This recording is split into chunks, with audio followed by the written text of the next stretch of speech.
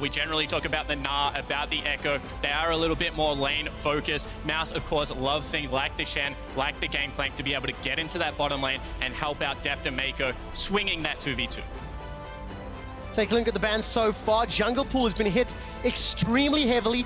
No real surprise when ClearLove is considered to be one of, or if not the best jungler in the 2016 World Championship. Elise, Nidalee, Rek'Sai, and obviously the Jace. Where do we go next? I think that the interesting thing here for ClearLove is he doesn't play the standard champion picks. I mean, he does play Elise historically, but the Nidalee's never really been in his champion pool. He will prefer things like the Kha'Zix, like the Evelynn coming into this tournament. And I think that's what's super interesting to me about EDG's bans right here. I think the 3 most popular junglers that we're going to see at this tournament are already gone, and then it really pushes you towards your secondary preference.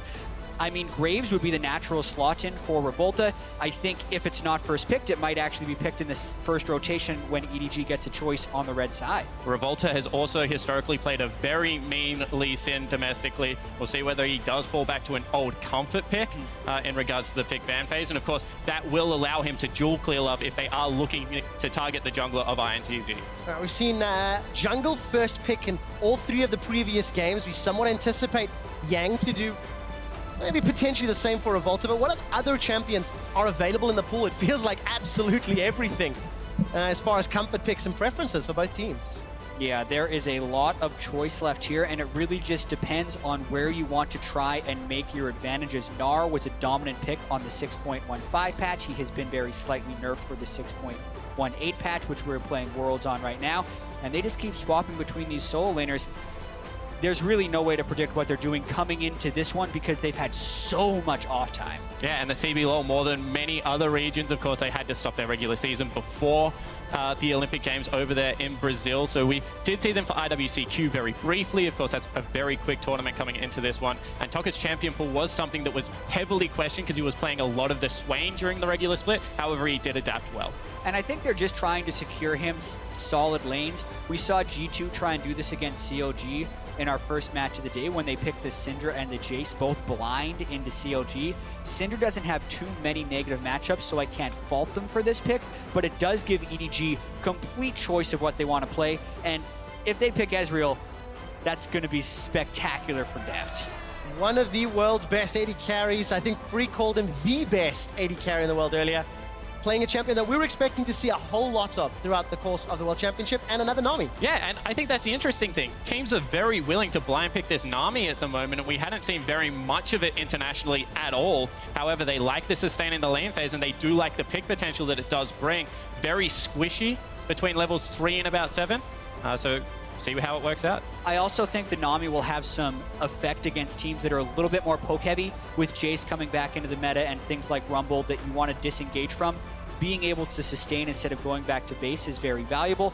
Not to mention the Ezreal Nami lane is going to be dominant against most matchups, and it's also where Deft and Meiko have made a ton of strides domestically in the LPL, is in the 2v2 lane, so locking down that early is playing to their strengths right off the bat. Certainly one of the more, I guess, dominant 2v2 lanes in the LPL, and Deft is still an Iceborne Gauntlet Ezreal, so you have to watch for that. He hasn't picked up the Trinity Force, still goes very heavily towards the defensive poke-heavy route, and I think that that will be something that, you know, can keep this bottom lane at bay. Well, you have to assume jungler and potentially top lane here, or maybe mid lane for EDG. Save that counter pick for Mouse, seeing as though Yang has already locked in that Syndra. Where are we anticipating these next 2 picks? Yeah, so far iNTZ has gotten a heavy amount of pick so far. I feel like if EDG wants to get the most value, they would actually pick Pawn's mid laner right here, and also their jungler, and then probably wait for the last pick as far as their top laner would be concerned, but they do have all the options, and it looks like Vladimir mid, and most likely the Graves. We were expecting to see the Graves actually a fair bit earlier. We'll see if they end up locking it in. Few seconds. It is locked in, so no real surprise. What is that left for Revolta? He hovered Sejuani.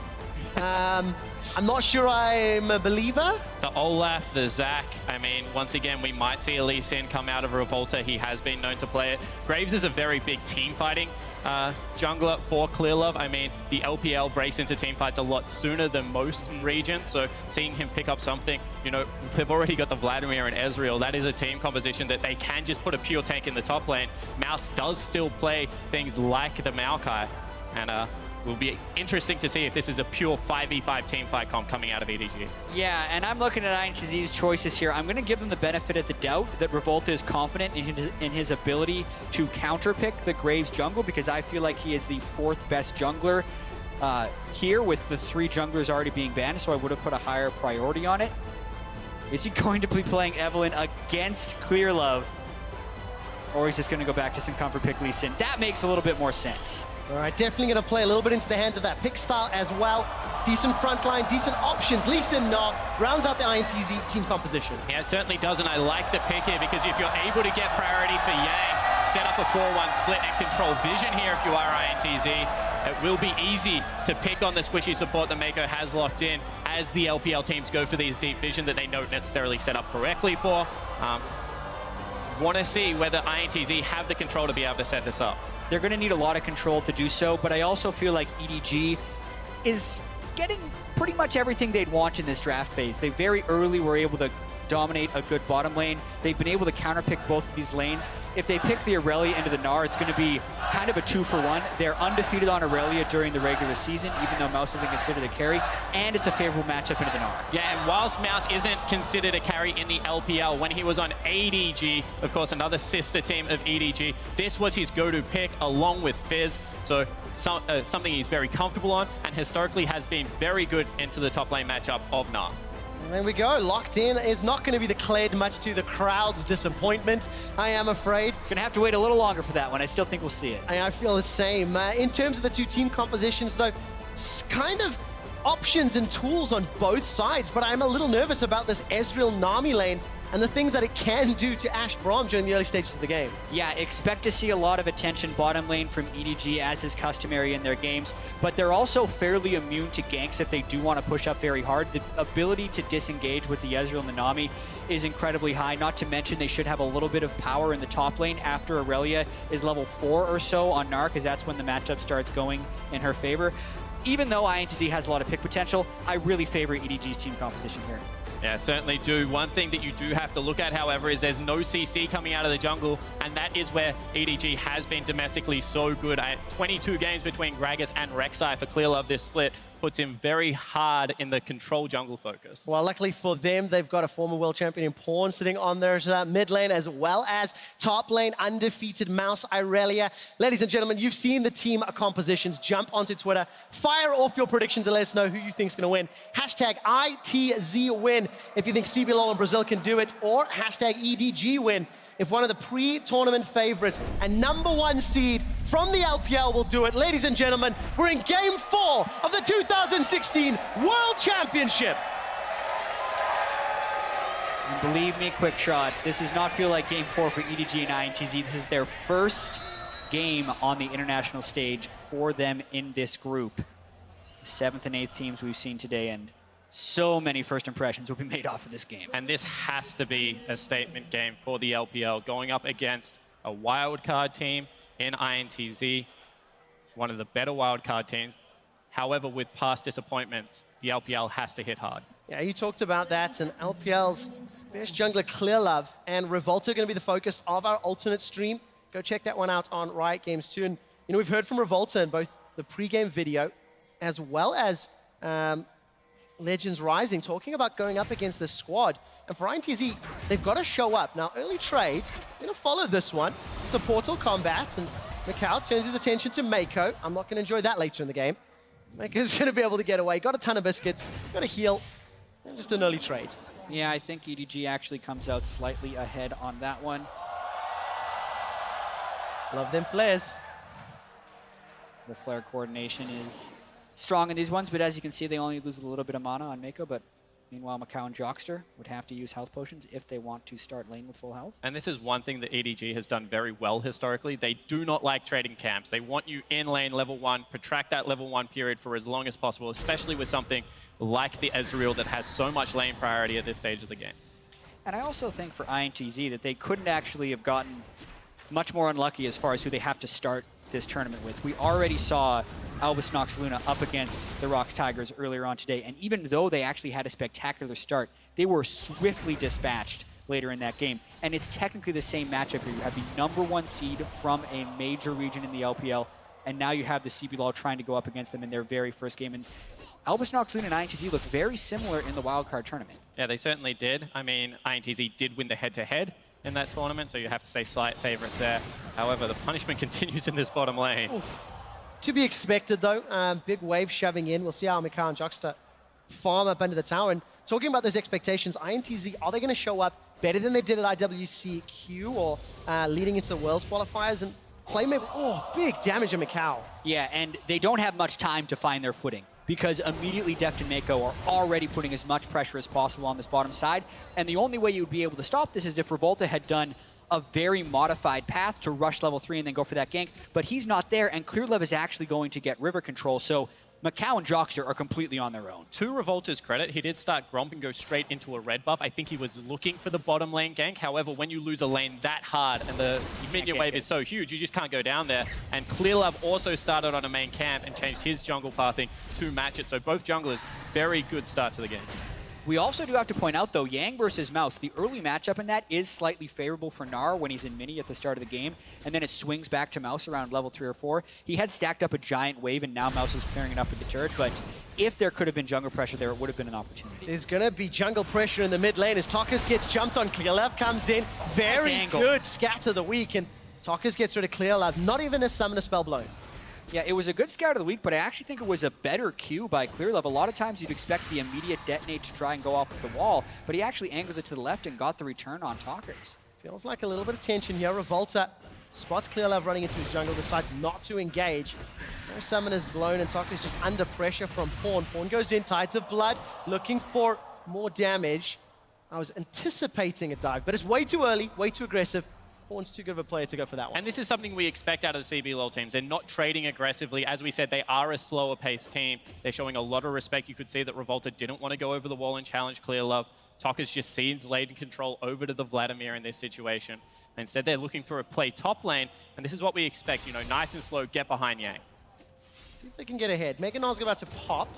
Now still has flash available, and ClearLove's nearby, so this could get risky. The wave is in a decent place for this if they are trying to bait Mouse in. Look at this, the staff comes down, a Lola forward. Mouse is taking a lot of damage, down to 300 hit points, but ClearLove shows his face. Revolta and Yang, they decide to peace out. End of the line, not gonna get bounced against the wall, and still no kill. Look at the damage on the bot lane. micaO and Jockster, they're in trouble. That's a dash forward. Jockster may not want this. Exhaust goes out, down to 50. Summoner heal, flash away. Exhaust under the tower. First blood to Deft. He gets out of tower range, and Jockster flashes from tower. Eat the chair. Trades 2 for 1. And exactly what you expect out of the LPL team. EDG go aggressive. They win the 2v2, pick up the 2 for 1 trade, and Deft and Meiko just look very crisp. And it's massive that they're able to kill both of them, because then they're also able to get the wave a little bit into the tower, and Deft gets to soak up all that experience. It's going to give him a very favorable buy time. And let's have a look at it again. iNTZ actually stepped forward into this trade. They think it's going to be okay here with Jockster. And I think they decided to go aggressive because they were worried about being out-sustained, but they just completely misjudged the damage right here. Deft is so deftly able to go outside the minion wave and get his Qs through it to be able to hit micaO with all of his harass. So really just well played by Deft and Meiko. Going in for that final kill is actually worth it because it denies enough the experience and still gives the assist gold over to Deft. So just well done across the board. 30 CS to 40 in that bottom lane. micaO and Jockster, no summoners. Although it is equaled by Deft and Meiko as well as the TM Machine. So going to go for that Iceborne, the old school blue build that you were talking about during Picks and Bans, Spawn. Yeah, it certainly is. And you can see that's a dream verse buy here because you're able to get all of the flat mana out of the tier. As the iNTZ and CBLOL region showing how much they really do love this squad. To be fair, I'm not fully aware China is on the Twitter train, so that could be why the vote is. You get out of here with that logic, QuickShot. But it is amazing how much support and honestly pressure iNTZ are going to be under, because they're not really the most favored team when you look at the CBLOL region, and they've got a lot of fans that they have to live up to, because Brazil, they won a game 2 years ago. They won 2 games last year. That means the pressure's on to get 3 this year. Exactly. The last thing you want to do is regress, but they've been placed into a pretty difficult group, and this is the most difficult team in the group. They have to play right off the bat. Well, look at this. micaO going trading in a 1v2. decent amount of damage to Deft, but the sustain will be up. Revolta's here. He's got those summoners. Oh, he's solo. Oh, this is going to be trouble. Deft, that's a flashboard from Revolta. Deft is down. Meiko gets taken out by the resonating strike. iNTZ get 2. For all the praise we heaped onto Deft and Meiko before, we have to give it right back to micaO and Jockster because they're the ones that set up that gank, and Revolta just came to reap the rewards because they pushed them so deep into the turret that they got Deft one hit away as Revolta was just able to walk in there. So very well done by micaO and Jockster. For the second time today, a team who's qualified from the wildcard qualifier shows up in the opening 10 minutes. Going toe-to-toe with some of the best players in the world. Let's see what Yang can do. Pressure's on him to show up. Gnar's going to be able to pop shortly down the bottom lane. ClearLove's not going to be able to defend the tower. He gets jumped on. Revolta's warthog forward. ClearLove's gone down. Pawn has arrived for the fight, though. They've traded 1-for-1. Pawn's looking to clear up. That's a second. Deft gets the kill on the back end. Pawn shuts down micaO. Gnar's up for Gnar. Yang throws Mouse against the wall. Mouse eats the ice ball. Here comes tockers. Gets the kill. Trading back and forth. It's a 2-for-3 at the end of the day. And iNTZ cross map completely outplay EDG. It's a 3-for-3 trade, but they get the first blood turret. Then top lane, tockers comes in and saves Yang. This is a very good start to game 1. Yeah, so much for a slow-paced game right there. A 1,000 gold advantage for iNTZ, who plays extremely well when they have a lead in these games. This is an interesting one, though. ClearLove only dies 1.5 times a game, so when he dies, it better be worth it. It was a bit of a bait as iNTZ were going for this turret. So ClearLove was doing his best to clear the minions. Pawn was on the way the entire time. So I think EDG gets the better of this one, even though they lose the turret. It's just when it comes back to the top lane, as Mouse is trying to get an advantage onto Yang as he's both at level 7, but tockers has roamed up there on the Syndra. He countered the roam, so to speak, of the Vladimir going bottom lane. He wasn't just meandering in the mid lane, he made something happen, and iNTZ win out the overall trade. And not only is it an assist for Yang, but he's currently 16 CS up over the Irelia. We said this can be a good matchup for the Irelia. However, they have been punishing it quite heavily. Yeah, we actually have some stats to track this. In the 27 times Gnar has played against the Irelia, the average CSD at 10 is plus 5.3 for the Irelia. So by being plus 20, Yang is doing great. And Pawn is a little bit of trouble. Unleashed power comes down. Dragon's Rage kick actually sends Pawn to safety.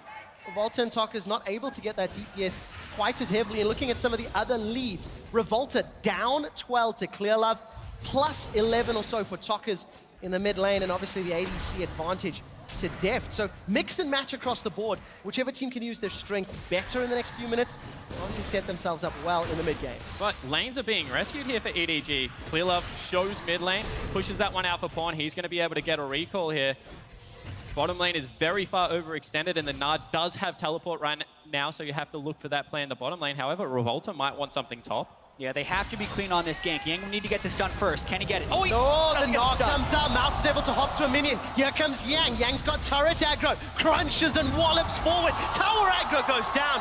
They end up trading 1-for-1, and Revolta's putting damage on the tower. Because of the assist gold, iNTZ will get more in that trade, but the question will be about the loss in map pressure. Since ClearLove is back in base, I think that's still okay despite how well Mouse played the game. Not only the map pressure, however, now the CS discrepancy is 32 at 10 minutes into this game. Yang is completely punishing Mouse at this stage. And you have to step back. Revolta 2-1-2. He hasn't played Lee Sin since the International Wildcard Invitational before MSI. It was a win against the Saigon Jokers.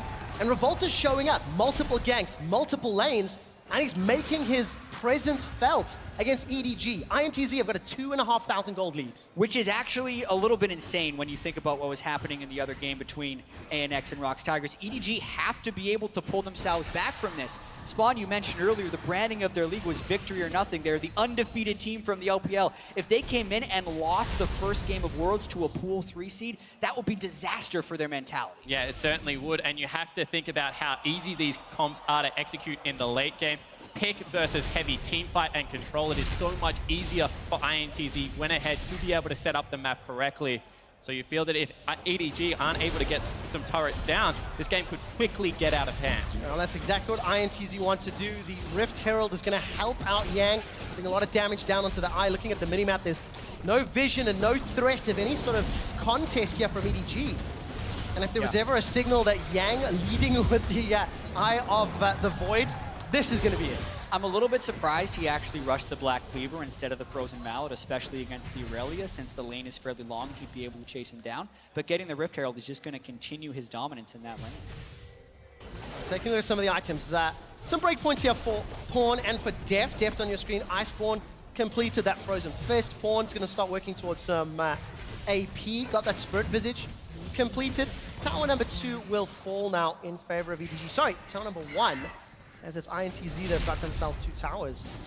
A slight slowdown in the pace. Revolta's going to steal this red buff. Look at all the vision around it. Yeah, they're kind of trading map pressure right now, and EDG is trying to make something happen on the bottom side.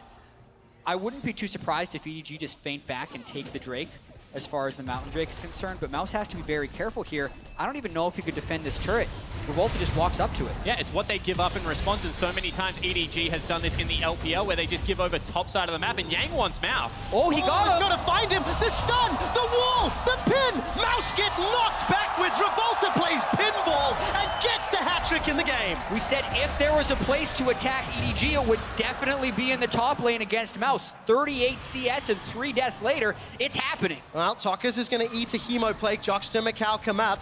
Looking at the minimap, support is coming in for EDG, and Jat coming into the tournament. Mouse had one of the lowest CSDs of all top laners, and you just hit on it again. Mouse is falling further and further behind. That early advantage that Gnar had in the lane setup is pulling further ahead. Exactly, and Spawn got to cast so many of Yang and Revolta's games in IWC, and they were really good as far as a duo is concerned. This was just a great kill. Yeah, it certainly was, and I guess Revolta even gets to put a little bit of the style on here, kicks him back into the turret, follows up, easy kill there. But this is just I hate to say it, worrying trend right now for EDG, because top lane is an area we thought would be attacked against this team. However, their bottom lane has not been as dominant as we would have expected going into the game, because even though Yang and Revoltas are the superstars of the iNTZ lineup, you have to say that micaO and Jockster, even at IWCQ, was a part of the map that was attacked. Yeah, and you kind of almost have to suspend your belief here and wait for the other shoe to drop, because you don't expect iNTZ to actually beat EDG, but the longer this happens,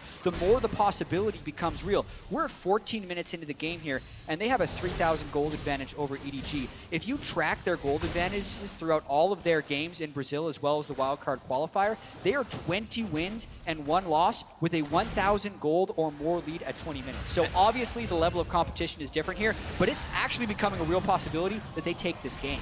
Up on, oh, gets caught! So good from micaO. Glacial Fisher, however, is just a tad to the wrong angle. Well, you need damage on Ashe if you're going to be able to kill Pawn's Vladimir, who's gone a pretty tanky build so far. Yeah, it certainly has, and maybe just a slight miscalculation there from Jockster, was looking for the follow-up. However, the impressive thing for me out of iNTZ is we're used to seeing wildcard teams explode with kills in the early game, but they've transitioned all of them into 3 turrets, and that's where the majority of their gold lead is lying right now, as well as that Rift Herald. But coming into the tournament, the expectation was that the CB LoL as a region were becoming more and more strategic. Low kills per minute, you touched on that in our pre-game Spawn, and iNTZ, somewhat famous in CB LoL for playing the map, playing the macro. Yang and Revolta, they're looking to double team Mouse. This time round, the stun, the kick, Mouse may as well play pinball. He's gonna go down, the boulder toss finishes it off. And he is getting no help, and EDG isn't able to make plays happen anywhere else on the map. They did pick a high CC composition. They didn't pull ahead in the laning phase, so they're actually running out of options. Oh, Meiko's in trouble! Tockers unleashes the damage for iNTZ's 9th kill. And EDG across the map is just falling apart, and I do think it is that point on the CC. Normally this is ClearLove's part of the game where he'll be setting up ganks on something like the Rek'Sai, like the Gragas, but on this Graves, he's just been hard farming, and even though he's got a slight CS advantage, that's not enough against a 3-1 and 3 Lee Sin. Is this where you start to believe? Is this where you look at iNTZ? 5,000 gold and exceptional double team plays just like this one. And I think that's what it is, the execution. They're able to revisit a lane. They set up the gank one more time beautifully. They even get the flash out of Mouse without having to burn anything themselves. This is really an impressive camp set up by iNTZ at the perfect side of the map. Exactly, and I do also have to talk about tockers. People were thinking he was going to be an incredibly weak mid laner coming in here, and maybe this is EDG playing around with their lineup a little bit too much. They were undefeated with Scout in the mid lane, and Pawn is coming off of injury. Many people were wondering if they were trying to hide Scout, try Pawn out. But if this game is an indication, yes, he has picked up the 2 kills. He has not had map pressure up against tockers in this game. I love the first pick Syndra that they've been able to get for him. It's had priority. And EDG do not look very coordinated through the first 17 minutes. One thing on the Pawn point that you do have to point out, I guess, is the fact that he's played 40 games of solo queue, so the injury is not an issue right now. And they played him 5 times during the regular season where they only lost 1 game. So EDG is definitely practicing this lineup, not willing to give them the excuse. Right now, they're just being outplayed. No doubts about it. Can iNTZ keep it up? Because we've seen these guys, we've seen, you know, teams of this caliber fall apart in the mid to late game. It's closing games that matters. But with a 4,000 gold lead, with 3 towers to 1, with map control and very good vision, iNTZ have got the recipe for success. Yang gonna take down this tower shortly. I don't think Pawn can defend it. 1 or 2 more autos. And there we go, Pawn's forced to back away. This is gonna be the 5th turret for iNTZ. Their gold lead is only getting bigger and bigger. Deft is gonna have to do some wizard work in this game. Iceborne Gauntlet Ezreals can carry it, and we were thinking, everyone we talked to say, hey, if you give Deft Ezreal, it's over.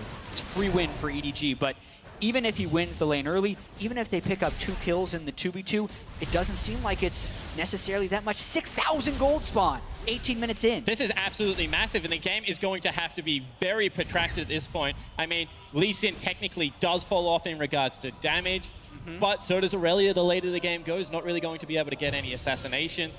And when you have the control in the teamfight, the Braum, the Syndra, it is just so hard to continue this follow-up damage. iNTZ right now are just set up for so much success. We're approaching 20 minutes into the game, and the jaws are on the floor here in the Bill Graham Civic Auditorium in San Francisco. I cannot believe that we are witnessing a Brazilian squad with a 6,000 gold lead against the LPL's #1 seed. Let that sink in for a second. Now the pressure is on. Infernal Drake is up. Vision control in favor of iNTZ, and they're going to start this one off uncontested. And you just have to let it go. I mean, right now, if you are EDG, you are playing for 35 to 40 minutes plus in this game to be able to catch up. That was close. That was very close to a steal from Deft, but I agree with you, Spawn. At this point, EDG has to do complete damage control. They're probably going to end up losing their 6th turret of the game and have to turtle completely around their inhibitor turrets. The problem with this is they're going to cede Baron control if they do that. iNTZ is completely ahead of the game, playing crisp macro right here. They know exactly what the next move is going to be. Get vision control in this jungle and start forcing Baron. Yeah, 100%, and it's not even necessarily the Baron, it's this, it's the picks that they're going to be able to set up. Mouse one more time. Oh, Lee Syndrome doesn't follow the cue this time around. But one more time, disciplined play out of iNTZ. This is what they're known for, slow playing it, controlling vision, making sure they're setting up correctly. And EDG, if there's a criticism of the LPL region as a whole, it is their macro play, and maybe they do get impatient, try and face check this and not get vision back. Well, for EDG, that would be disastrous. Yang gets jumped on, taking a good itemization. A couple of big spikes being picked up. micaO has had that eye edge for a while. Rylai's getting closer, I believe, there for tockers. He's got himself that needlessly large rod, Giant's belt. 2 item spike for Deft as well as QSS. That is very important. Blue build Ezreal only comes online really 2-3 items. And this is where Deft is going to have to play magnificently to make up for the 6K deficits. Yeah, roughly 20 to 21 minutes is when he's going to turn on, especially if he gets the Muramana transform in that. But what is that actually going to do with the 6,000 gold difference, especially if iNTZ continue to rotate the way they have been? Ashe doesn't do as much damage late game as she did on the 6.15 patch. Syndra is a pick-focused champion who does fall off a little bit in teamfights if you can get on top of her. So these are the things that EDG is going to try and rely on. But the gold lead is so big right now. And you have to see how EDG is currently farming. They're giving mouse priority on the side wave, and the Vladimir and Ezreal are actually sharing mid lane farm. So we keep saying, you know, once they get the items, they will be able to come online, but that is going to be so delayed, just given how they're currently playing the map. Yeah, as far as EDG actually being able to stall this game out, I do like their choice of giving farm to Mouse, because he can't just instantly die against Yang, otherwise they're going to be easily pulled around the map. A 5-man unit on iNTZ could quickly take the Baron, and that's going to get the wheels in motion for iNTZ to close this game out. So they have to do that, and that then puts EDG in another bind, because they either want Deft to carry the game on Ezreal, or they want Pawn to actually be able to go into a team fight, pool, and then Zhonya's later. But that's going to require him to have 3 items. So it is really all about stalling the game as long as possible, and that puts the onus on iNTZ to get the vision control and accelerate this game. The way their gold lead merits it. Take a look at all the pink wards in the inventory of iNTZ. I feel like every time they've pushed up the map, they have extended that vision. So thus far, in the 22 minutes of the game, they've played that vision well. Next objective, you have to feel likely Baron. At the very least, pull EDG towards you, or just secure the buff. Either are ways to victory here for the CB LOL region. And taking a look at where the champions are grouped up, it definitely seems to be the case. Certainly is, and I mean, with the Braum, with the Lee Sin, you can even just start the buff. If they come to you, you can go for that engage, make sure that you punish the lack of vision that currently EDG is fighting for. Wow. And wow, that is Mouse being absolutely dominated in the top lane. Yeah, over 2,000 gold, and I think this just speaks to the game plan that iNTZ had, and maybe even the lack of game plan that EDG had in this game. They picked for their bottom lane, they didn't get ganks for him, and then they just left Mouse out to dry over and over again, and that advantage is just spread across the entire map. Oh, tension's building here. Red buff was picked up by Deft. A lot of damage caught onto Revolta. Tidal wave comes out. Flash away from Jockster. This is what Flash they want. forward for Pawn. Hemo Plague in the back. Teleport's coming down, but ClearLove's alive. Pawn should be able to run this one down. Yang's not joined this fight just yet. micaO's in trouble. All of a sudden, EDG punish iNTZ. And they find 2 kills. Yang is Yang's behind a little enemy late. lines. Gnar is out now, so he's a little mini Gnar. Oh, he's going to Runs get away away. from that brush. EDG needs to have more fights like that where they're pouncing on the opportunity. That was a bit of sloppiness of iNTZ going in there because Yang was not ready with the teleport in time. Yeah, exactly right. They wanted to contest the red buff. They wanted to get it off Deft, but he shows just how good he is on the Ezreal. Able to get all the poke damage down, chip them away. Finally, Pawn does pull the trigger. It's one of the reasons I do like him, as now Revolta and Yang looking for Deft. Oh, Deft has got a lot of damage to play with. Revolta fancies it onto Meiko. Looks for Deft. Kicks Deft backwards, and Yang gets the red buff. Turns his attention to Meiko. Meiko's on 200 HP. Wallop. No! Yang gets a goal. Sends one into EDG, and Baron might be the target. Yeah, 100%. All of a sudden, the duo lane out of EDG is dead, and it's still 20-second death time, as this should be a free Baron set up for the CB LOL squad. I don't know how this is happening, Spawn. Like, yes, EDG is making misplays, and they seem like they had a lack of game plan, but the level in which Ince is showing up in this game is insane. Now it's all about zoning ClearLove off this. They get the stun. Yang, he's going to try and zone him off Baron completely. Taking a look at Mouse. Mouse is already down. He's away from the team. Yang's looking for Pawn. Yang's got Gnar shortly, but Baron is picked up. A Baron and 3 kills right now for iNTZ, unanswered. And you can see ClearLove heads into his jungle. This is just fantastic play. This was gorgeous. He respected Deft enough to know he was going to be able to dodge the Q, lands it onto Meiko. That lines up the kick onto Deft and lets Yang pick up the kill. And then this move from Yang is just awesome. He knows he's going to hit Mega. Flash Gnar gets the extra damage against the turret to secure the kill. Gorgeous. Yang is a monster, and we knew. Spawn, why didn't you tell me more about this guy? I said Yang was great. I said if there is a side of the map for iNTZ that will win, it is the top lane jungle duo. They are very feared. And the thing is, that side of the map became every side of the map, because Yang and Revolta double team top and bottom and they're in mid to earn a 8,000 gold lead, 2 dragons, a Baron, 5 towers to 1.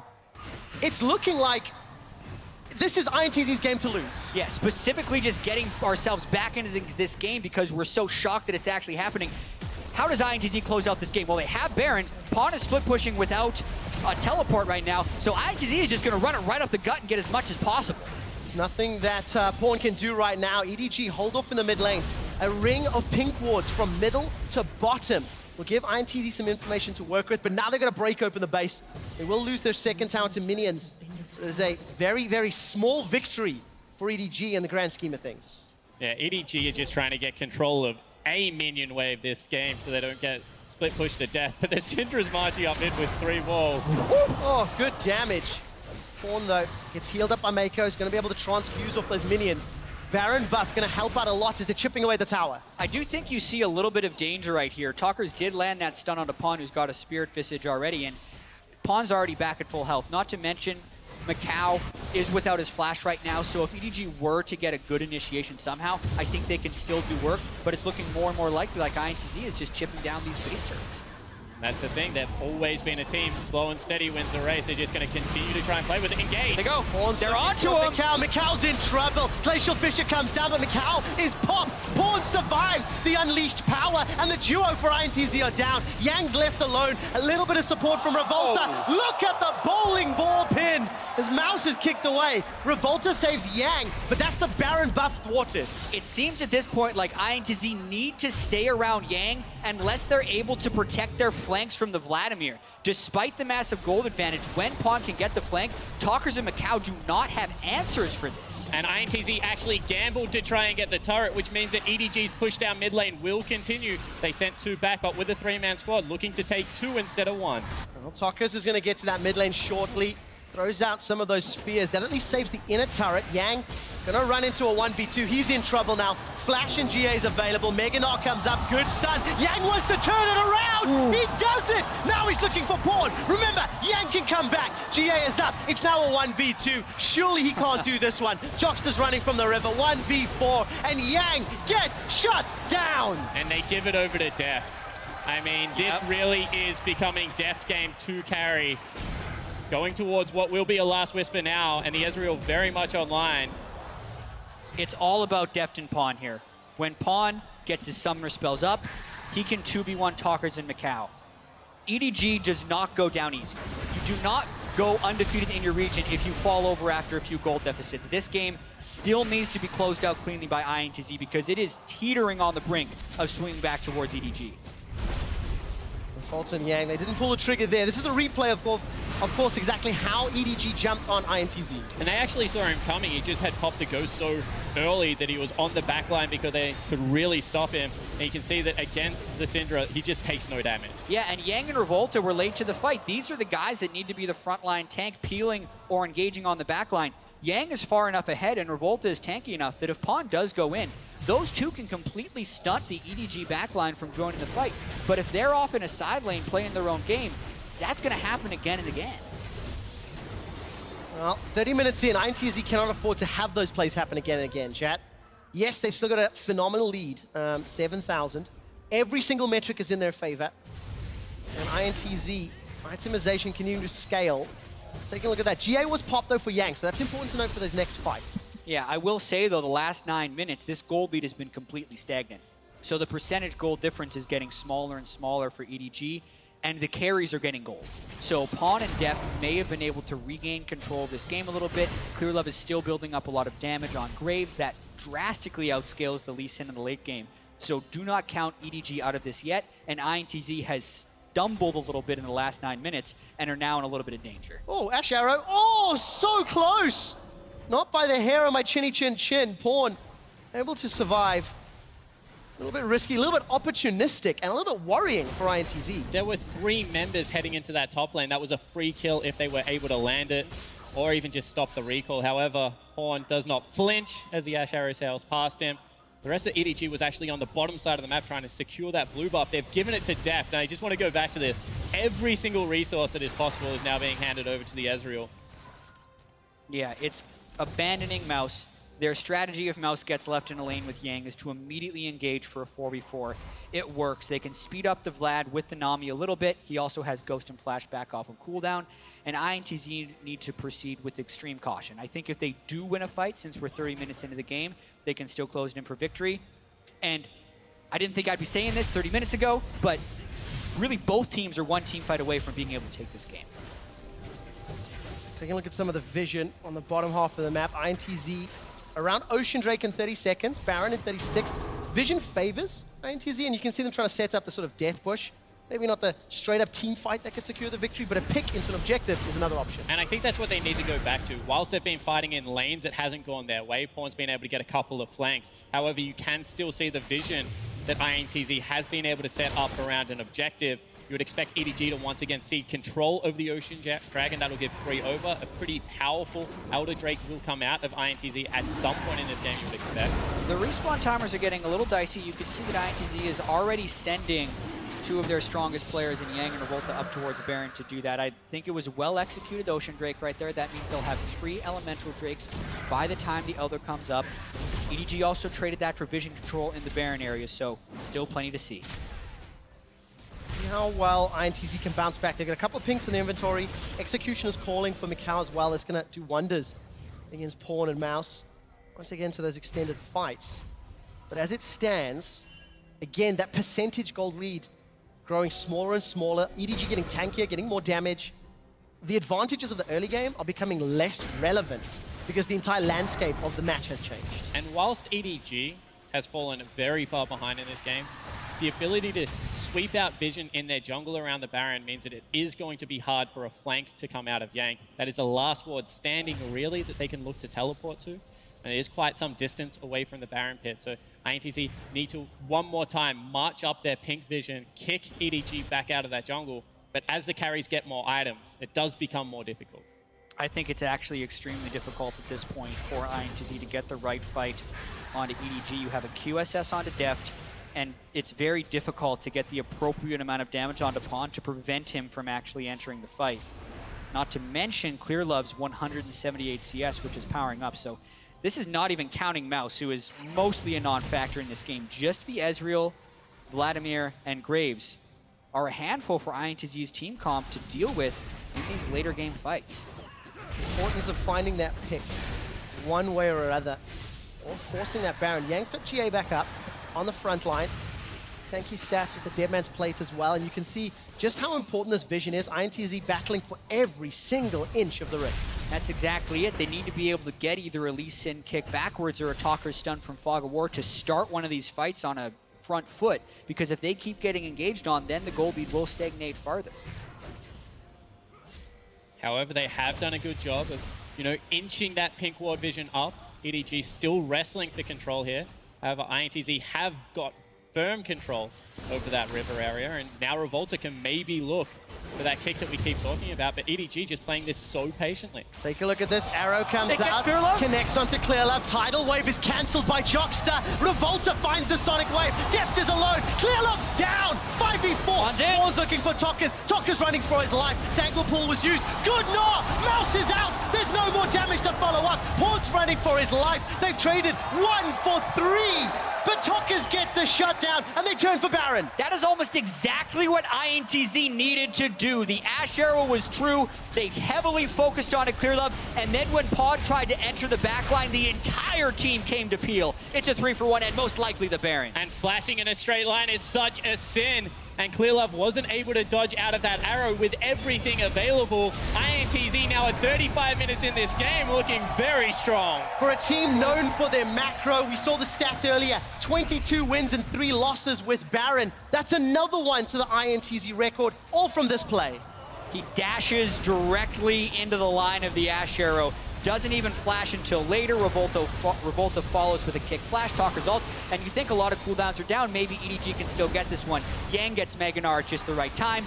They kill Mouse quite easily. Deft is zoned out of the fight because even though he's gone and they've tried to funnel all of his resources in, he's still not able to take down that super tanky Gnar that's sitting in front of him. We jump out of the replay, and Inhibitor turret in the bottom lane has been taken down. Thank you, observers, for highlighting that one. The gold lead has now grown. And another Baron, a blue buff steal, Elders coming up in about 2 and a bit minutes time. iNTZ have got even more options to play with when they look to finish the game. And you just have to go back to how EDG set up this game, leaving Mouse out to dry. That did not work. Trying to get 2v2 advantages, maybe disrespecting micaO and Jockster a little bit too much. Revolta shows up. And even their item builds, I mean, Mouse is going for a Youmuu's Ghostblade. He's 50 CS down and has 7 deaths. There's just no way that he lives long enough in a team fight right now. I don't know why he isn't just going full tank. The third item should most likely just be a Guardian Angel because he needs to just occupy time. He needs to have some threat. I mean, if you can get onto the Syndra, get maybe 1 or 2 stuns down in a team fight. Right now as a 1-7 Irelia, hey, you've done your job. Maybe Deft can clean it up, but It's just not happening. Yeah, first impressions go a long way, and obviously there's 5 more games in the group stage for these guys, and really anything is still yet to happen. But the first impression for Mouse is very negative. And the first impression for iNTZ is phenomenal. 2 years ago, Brazil took down the #1 European LCS seed at Worlds. Last year, Brazil took down the #1 seed from North America at Worlds. And we may be a few minutes away from Brazil taking down the #1 LPL seeds. Don't forget about the game they won against the Flash Wolves as well over there. So they've been able to have a few great international performances, but 10,000 gold up with Baron. Can they close? Well, inhibitor turret's going to Count's fall. pretty low. No contest yet. Unbreakable was thrown up by Jockster, and iNTZ, they get away. The base is open, but the inhibitors still stand, and that is what truly matters when it comes to closing this game out. And EDG just need more time, and iNTZ, they are slow playing this and giving it to them. They've been very methodical in their victory so far, but if you don't put the final nail in that coffin, if you allow the Vladimir to get to 6 items, he's only 1 away. If you allow the Ezreal to get there as well, there is still that fool's hope that EDG win this game. Exactly, the tension builds in this game. 18 minutes in, it was a 6,000 to 7,000 gold lead. 20 minutes later, it's only extended by 4,000. But 8 turrets, Elder Drake up, Baron currently being worn, 3 Elemental Drakes. They keep accumulating their advantages, but the longer the game goes, the higher the variance becomes and the higher the chance that something could go wrong. So a lot of tension in this game, despite how controlled iNTZ is trying to play it. For the first time, EDG were moving towards an objective around the Dragon, but they wisely back away. No vision, no information, and iNTZ grabbed themselves an Elder Drake. Whoa! I held my breath. I held my breath for that one. Jockster's got great hands, able to catch another Ezreal ultimate. I mean, now this is a 90-second window where EDG just can't approach. This should be 2 inhibitors falling down realistically. We'll see if they do go for the Miracle team fight. Yeah, when you're playing against a team that has the Elder Drake, they do not get any tankier, but they do a bunch more damage. So the only way in which EDG could win a fight is if Pawn and Deft immediately eliminate Tockers and micaO from this. Otherwise, the true damage burn as well as the gold lead would end the game. The damage so important for micaO's Ashe. Rapid fire cannon. It's a lot of poke. As well as that Hurricane and Eye Edge. Winter's Bite comes up from Jockster, unable to tag anybody. So without the slow, without the CC, no inhibitor pressure yet. Yeah, Deft was actually able to tag Tockers with a Mystic Shot, and that alone actually delays the push fairly substantially. They're going to wait at least for the next wave. Looks to be the case. Minion wave slowed down in the mid lane, although that will be a fairly sizable minion wave, about 2, maybe a little over 2 waves pushing up. And so Gnar. iNTZ are going to be able to move over. Flash is available for Yang. Needs to find a target. 50% of that Gnar bar is starting to wear down. Inhibitor drops without a fight. Take a look at the damage on the bottom. iNTZ secure the objective without really even needing to poke out EDG. But one more time, great play. They take the inhibitor for free because the Mega Transform was there. Now they're going to move into the mid lane, see if they can do the same. If they can get double inhibitors, that is definitely an Elder Drake worthwhile use, but they're going to back away. They have 35 seconds left on their Elder Drake. That's going to time perfectly with the next minion wave. They will have a small amount of Elder Drake left for this next push. Also, the cooldown on the Mega Gnar is starting to come back. He's going to be able to start charging up that Gnar bar, but Pawn is trying to flank. If EDG is to come back in the game, it would need to be on a flank here. Look at that mini-map. iNTZ are on a timer. The top lane is pushing heavily towards them, and away. Pawn is also looking to find the flank. iNTZ back away. They've got supers at least in one lane. Yang fancies a chance, and Pawn gets a lot of damage as the red buff is stolen on the way out. And maybe iNTZ is showing a little bit too much respect to a team that they've already said they look up to, because that looked like a free inhibitor. Sure, Pawn was on the back line. However, you still had Elder, you still have GA on 2 of your members. You can split up that fight quite nicely, but they back away one more time, and now we're getting towards 70,000 gold, and that's where it really just doesn't matter anymore. It's getting closer and closer to that. Talker's already sitting at max items. micaO has the Executioner's Calling. He's going to have to turn that into a Last Whisper variant. He'll be done. We have Deft and Pawn approaching 6 items. I mean, at least at this point, there is full builds on iNTZ and nearly full builds on EDG. So at least for the next roughly 10,000 gold, they're still going to have the advantage. But if this gets to 90,000 to 80,000, that's when it's not going to matter anymore, and EDG will effectively be caught up. Look at this. Oh, flash forward. Yang! Just so easy. Player of the game right now, Yang. Sets up by Revolta, but he's carrying it home. Yang has just solo killed the best jungler in the world at 41 minutes in. But also, you have to wonder what the best jungler in the world is doing there. That's why there was quotation He's pushing marks. the inhibitor there. He's trying to keep the minion wave at bay, but they do not have vision. EDG is out of sorts. Deft got stunned. Oh, Ashe Arrow finds They him! got him! Deft is down! Revolta's looking for more! Doesn't use the Dragon Blade! Does this time round! Deft gets caught! Unleashed power onto Meiko! iNTZ!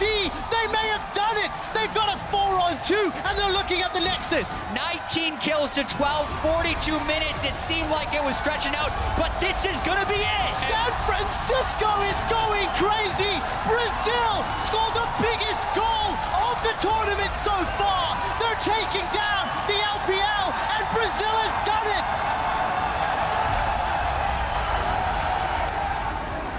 Their first game in the groups, and I'm willing to say this is a bigger upset than Kaboom. Even though Alliance was the #1 team in Europe, this was the #1 team from the LPL, power ranked by many as the second best team in the tournament. It's very early, and it doesn't actually knock anyone out of groups, but this was insane. And a team that was known for choking internationally has shown up at their first Worlds after 3 tries and smashed Edward Gaming. Whatever was holding iNTZ back when they were favored coming into international wildcard qualifiers is completely a thing of the past, because they were playing completely unhinged in this game. Nothing was inhibiting their play. They were willing to pull the trigger, and they did so to the tune of a 15,000 gold lead and a victory against EDG. And they did it their style, the slow macro setup, the ability to choke out the vision of Edward Gaming, control the Dragon, control the Baron, and just look how much it means to them. Taking a look at micaO on stage, question marks around the bottom lane of iNTZ. Deft gets what was expected to be one of the best ADCs at the tournament, and Deft and Meiko could not get enough of a lead to compensate for Mouse falling apart. What happened? Like, what actually just happened in this game? It's Worlds, baby! Yeah, the variance of these group stages, especially early on, these guys have taken so much time off. I mean, iNTZ, a lot of people were saying they were going to be at a huge disadvantage because they didn't boot camp in Korea. But they've clearly been practicing at a high level. They've kept everything secret, and they just showed up in a huge way. I don't think you can say more than that. I mean, when you have a look at how they were able to set up that map, they said IWCQ, that was closer than we would have wanted it. We did not play at our best. We're going to go away. We're going to practice hard, and we're going to come back and do the CBLOL proud. And I think that when you see that style of League of Legends being executed against some of the best players in the world, that's impressive. And you have to step back. Take a look at the results. We've talked a lot about the teams, but holy moly, what does this do for expectations going forward? Taking a look, will Scout come back? You know, will Pawn continue to play? Those are questions you're not allowed to answer, unfortunately. We're going to hand it off to Shox, who's got one of Brazil's best standing by